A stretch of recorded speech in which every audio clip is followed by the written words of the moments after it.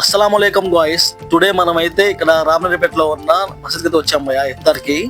ఇక్కడ చూసుకుంటే మాకు చాలా ఐటమ్స్ వచ్చినాయి. కాకపోతే మా వాడు ఎందుకో ఇక్కడ హలీం ట్రై చేసాం కదరా, బాగాలేదు కదా, ఇంకోసారి ట్రై చేద్దామని అన్నాడు. అప్పటికి మేము ఇక్కడ కొత్తగా పెట్టిన షాజ్ బిర్యానీ అయితే వచ్చాము. ఇక్కడ నషాపేటలో ఉన్నది షాజ్ బిర్యానీ హోటల్కి అయితే వచ్చాము. ఇక్కడ చూసుకుంటే హలీం పాయింట్ కొత్తగా పెట్టారంట, ట్రై చేద్దామని చెప్పి అప్పుడే వేడిగా తించుతున్న హలీం పండుగ అయితే వెళ్తున్నాం మేము.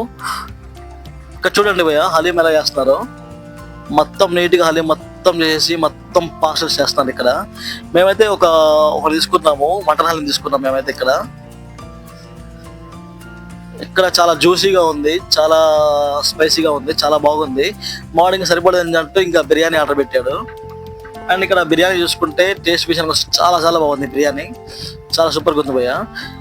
Thank you for watching guys. ఇలాంటి వీడియోస్ కోసం ఇంకా నేను లైక్ చేసుకోండి, మీరు సబ్స్క్రైబ్ చేసుకొని షేర్ చేయండి.